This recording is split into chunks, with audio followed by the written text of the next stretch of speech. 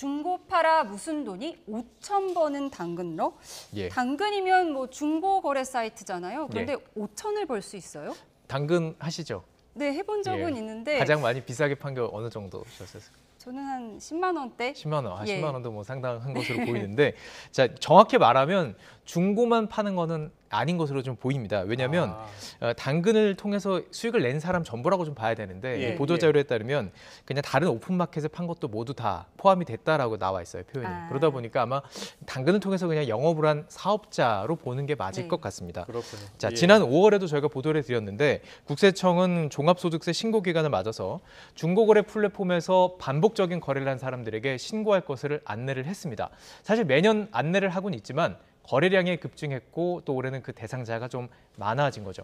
국세청은 어떤 사람들에게 신고 안내를 했는지 요건을 밝히지는 않았습니다. 일반적 거래가 아닌 사업자들을 겨냥한 것으로 보이는 이유인데요. 자, 그렇다면 얼마나 벌었을까요? 그래픽으로 좀 보시죠. 국민의힘 박성훈 의원이 국세청으로 받은 자료를 보면 신고 안내를 받은 사람이 한 525명이 넘습니다. 그중에서 379명이 신고를 했습니다. 총 금액을 봤더니 177억 원.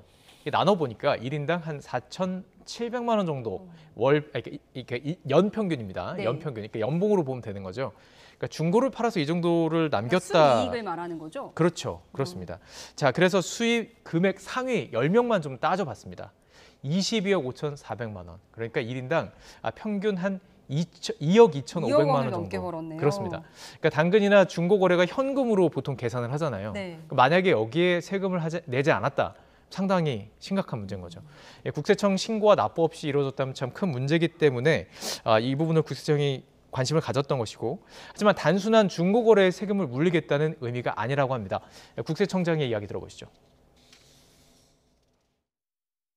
일반적인 사람들은 사실은 저희가 안내문을 보내는 기준에 사실 해당하지 않습니다. 그게 굉장히 횟수도 굉장히 많고 금액도 굉장히 큰 부분에 대해서 하는데 지금 의원님 말씀하신 바 우려하시는 바를 생각해서 조금 더 그 한도를 조금 더 올리면 그러면 좀 소위 일반 우리 당근러가 그런 안내문을 받는 그런 일은 많이 줄어들 수 있을 것 같습니다. 조금 개선해 보겠습니다. 네, 우리 이하린 앵커는 좀 10만 원 버셨지만 좀 안심해도 될 것 같습니다. 지금 중고거래 자체에는 세금을 물린 게 아니기 때문에. 예, 그러니까 아직 명확하고 정확하게 나온 건 아니네요, 보니까. 예, 그렇습니다. 자료만 나온 상황이에요? 맞아요. 이게 자료도 직접 국세청에서 받은 게 아니라 이제 박성훈 의원이 받아가지고 공개를 하고 있기 때문에 사실 알겠습니다. 원자료를 받아서 보고 싶은 마음이 있습니다. 예, 그러니까요. 이 신고한 사람의 통계만 나온 건데 미신고자도 있겠네요? 그렇습니다. 예. 그러니까 신고한 사람이 379명, 미신고자는 146명입니다. 예. 이 146명을 대상으로 국세청이 사후 검증을 하겠다 분석에 들어간 상태입니다.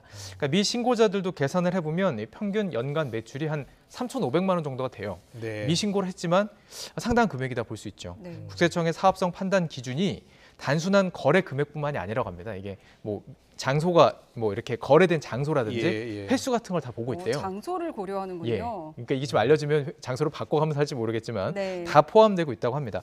박성훈 의원도 중고거래 플랫폼의 꼼수 탈세, 과세 사각지대 해소에 만전을 기해야 된다고 말하면서도 단순한 이렇게 중고거래 이 보통 소비자들에게는 피해가 가지 않도록 해야 된다고 말합니다. 피해가 가지 않아야 되죠. 예. 알겠습니다. 잘 들었습니다.